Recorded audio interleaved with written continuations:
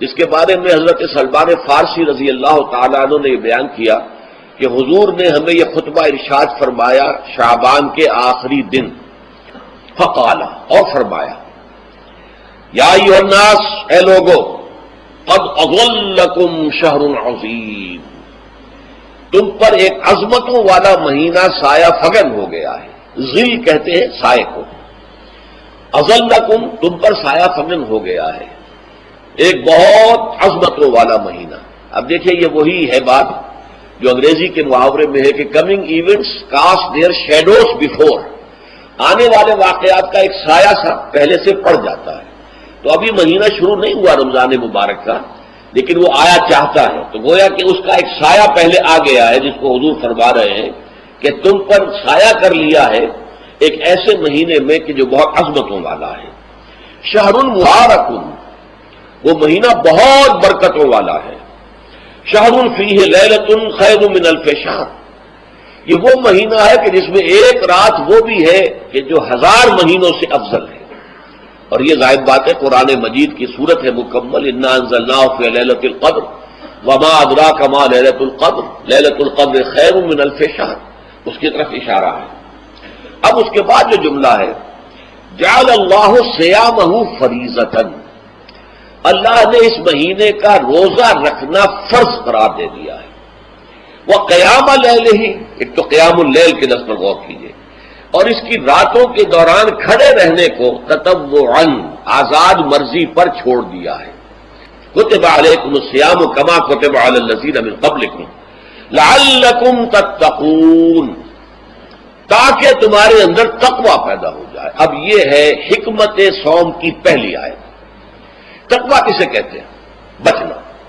کس چیز سے بچنا؟ اللہ نے جو چیزیں حرام کی ان سے بچنا، اللہ کے احکام کو توڑنے سے بچنا۔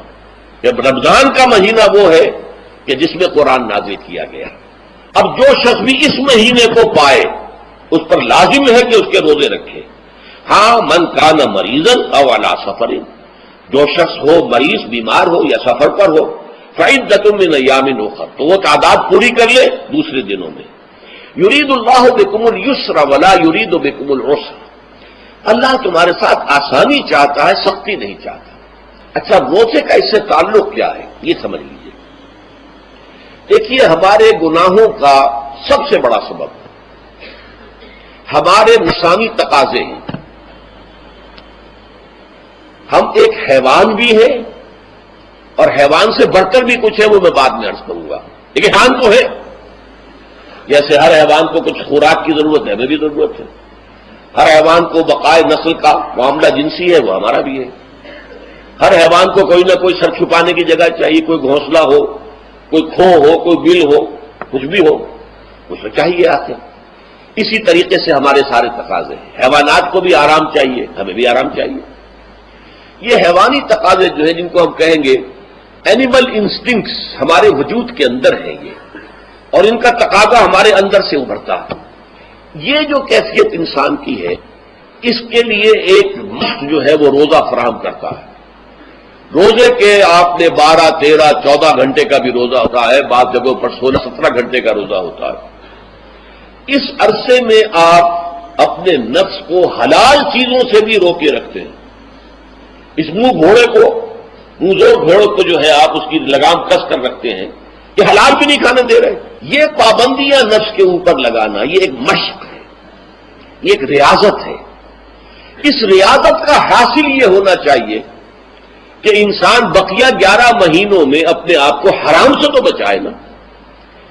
یہاں وہ حلال سے رکا ہوا ہے اللہ کے حکم سے، کہ حلال چیز بھی نہیں کھا رہا، دن بھر نہیں پی رہا، دن بھر نہیں اپنی کوئی شہوت پوری کر رہا، دن بھر حلال ذرائع سے بھی، تو اس سے اس کے اندر یہ ایک، اس کو ہم کہیں گے سیلف کنٹرول پیدا ہو جائے، اپنے نفس کو قابو میں کر لے۔ یہ گویا کہ اس کا سب سے پہلا اس روزے کی ریاضت، روزے کی مشق کے حوالے سے یہ اس کی حکمت ہوئی کہ اس سے کے ذریعے سے انسان میں سیلف کنٹرول پیدا ہونا، ضبط نفس۔ شہر رمضان الذی انزل فیہ القرآن ھدی للناس وبینات من الھدی والفرقان، یہ قرآن کیا ہے، کیا بنا کر نازل کیا گیا؟ یہ حال ہے یہ لوگوں کے لیے، پوری نوع انسانی کے لیے ہدایت ہے، اور یہ ہدایت بینات کی شکل میں آئی، واضح تعلیمات جن میں کوئی شک و شبے کی گنجائش نہیں، از خود روشن۔ بینہ اسے کہتے ہیں وہ شے جو از خود روشن ہو، جس کو ہم کہتے ہیں کہ آفتاب آمد، دلیل آفتاب۔ جب سورج طلوع ہو گیا تو اپنے وجود پر وہ خود دلیل ہے، اسے کسی اور دلیل سے ثابت کرنے کی ضرورت نہیں ہے، از خود واضح۔ تو بینات من الہدیٰ، جو قرآن کی بنیادی ہدایت ہے وہ بینات پر مشتمل ہے، واضح چیزیں جو انسان کے لیے، اس کی فطرت کے لیے جانی پہچانی چیزیں ہیں۔ یہ کوئی باہر کی چیز نہیں آ رہی ہے، اس کے قلب کی گہرائیوں کے اندر یہ سب کچھ موجود ہے، اور اس کی گواہی اس کے قلب کی گہرائیوں سے نکلتی ہے۔ جہاں دیکھنا تقریر کی لذت کے جو اس نے کہا، میں نے یہ جانا کہ گویا یہی میرے دل میں ہے، اس نے تو میرے اپنی فطرت کی ترجمانی کی ہے۔ والفرقان، بینات من الہدیٰ والفرقان، یہ بینات کا اطلاق فرقان پر بھی ہو رہا ہے، حق و باطل کے اندر فرق کر دینے والی شے۔ بین صورت میں یہ حق ہے، یہ باطل ہے، یہ جائز ہے، یہ ناجائز ہے، یہ غلط ہے، یہ صحیح ہے۔ یہ ہے قرآن مجید کی عظمت کا بیان۔ ان رسول اللہ صلی اللہ علیہ وسلم قال، کہ اللہ کے رسول صلی اللہ علیہ وسلم نے فرمایا، الصیام والقرآن یشفعان للعبد، روزہ اور قرآن بندے کے حق میں شفاعت کریں گے۔ یقول الصیام، روزہ یہ عرض کرے گا اللہ کی جناب میں، اے رب پروردگار، انی منعتہ الطعام والشہوات بالنہار، میں نے تیرے اس بندے کو دن کے دوران کھانے پینے سے اور اپنی شہوت کا تقاضا پورا کرنے سے روکے رکھا، یہ میری وجہ سے روکا رہا، تو میری شفاعت اس کے حق میں قبول فرما، فشفعنی فیہ، میری شفاعت اس کے حق میں قبول فرما۔ ویقول القرآن، قرآن کیا کہے گا، منعہ النوم باللیل، میں نے اسے رات کے وقت سونے سے، نیند سے روکے رکھا، فشفعنی فیہ، تو اس کے حق میں میری شفاعت قبول فرما۔